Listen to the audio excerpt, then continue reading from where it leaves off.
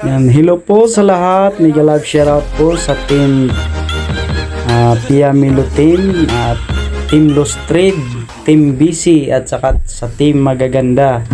Yan, dito po tayo ngayon sa Highland Barbecue House. Yan, dito po kami ngayon guys kasi mayroong nag-sponsor sa atin na ng hapunan, yung bayaw ko. Kaya dito kami ngayon sa Highland Barbecue House. Yan. Tara guys, tingnan natin yung mga area nila. Ngayon lang ako nakapasok dito guys. Yan tingnan natin dito.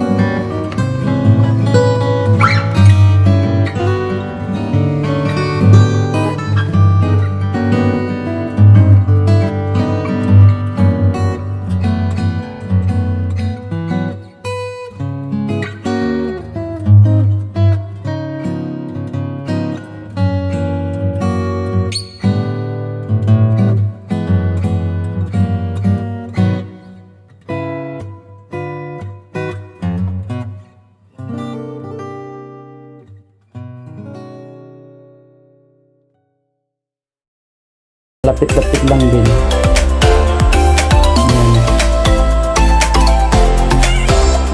Tikman natin yung mga pagkain nila dito guys. Kasi iba't iba kasi yung timplada ng mga pagkain ng bawat kainan.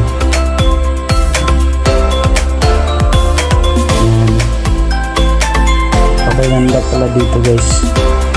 Ngayon lang ako nakapasok dito pero palagi namin dinadaanan to ng asawa ko at saka ng anak ko. Hindi lang kami nakapag-try dito na pumasok.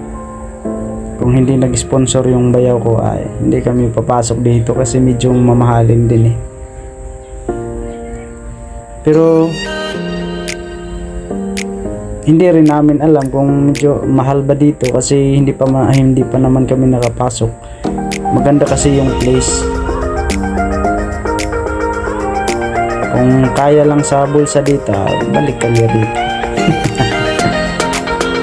Malinis talaga yung lugar nila dito guys. At saka napaka-relax talaga dito. Yan, mga bamboo lang yan yung nila. Mga artificial trees lang yan.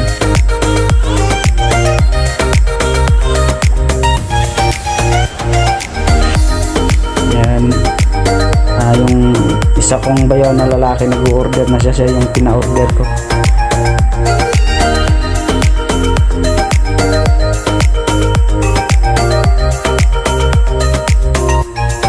Yan sila, yung manugang ko tsaka yung bayaw ko nandun sa nakaupo.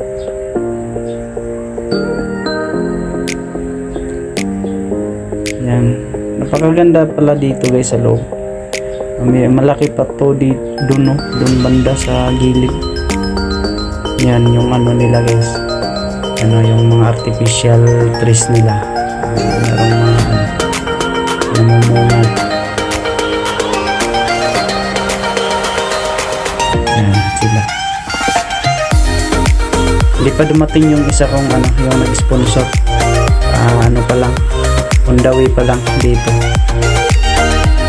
Yan, ito po yung mga artificial na trees nila guys. Nilagyan lang nila ng parang bunga nila. Parang bunga. Kaya parang totoo din tingnan guys sa malayo, pero paglapitan mo artificial lang.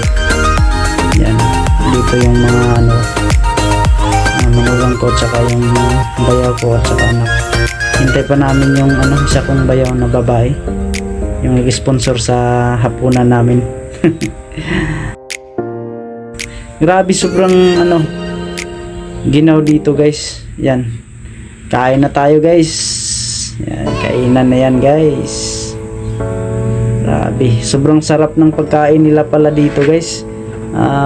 Hindi naman pala ano, hindi naman pala masyadong mahal. Kuhang-kuha lang sa budget. Kaya siguro baka kakain din kami ulit dito kasi masarap yung pagkain nila. Kuhang-kuha yung lasa ng gusto kong lasa sa pagkain. Sabi din ng mga ano ko, masarap din talaga yung mga pagkain, sabi ng mga kasama ko dito. Grabe, sobrang ginaw dito guys, kahit walang aircon kasi open area to dito. Palagi kasing umuulan dito sa amin. Kaya yung anak ko, hanap siya ng jacket kasi giniginaw siya. Masakit yung likod niya. Yan, jacket siya. Sobrang ginaw dito guys. Kahit hindi ka na mag-aircon, napakaginaw dito. Yan, napasarap yung kainan namin dito guys. Yan, ito yung mga lovebirds nila na naka-cage guys. Maganda yung cage nila guys kasi makapagpangitlog talaga yung mga lovebirds dito. Yan, may mga butas sa gilid guys, sa ano, nung tawag doon sa mga ano nila, haligi. Yung tawag sa amin haligi. Yan, doon sila nangingitlog guys. Kasi may butas, binubutasan talaga, sinasadyang binubutasan ng may-ari para makapagpangitlog sila dyan. Nakita ko kanina guys, yung isa pumapasok dyan. Yan. Maganda rin. Parang gusto kong mag-alaga ng lovebirds guys. Ganituhin ko yung paggawa para dadami yung mga lovebirds ko na alagaan. Yan guys, hindi ko napahabain yung video ko guys. Medyo konti hindi mahaba yung video natin. Miguel Love shoutout na pala sa team namin, sa Pia Milo team. Yan, Ma'am Pia, Miguel Love shoutout, at saka sa 4 na channel mo.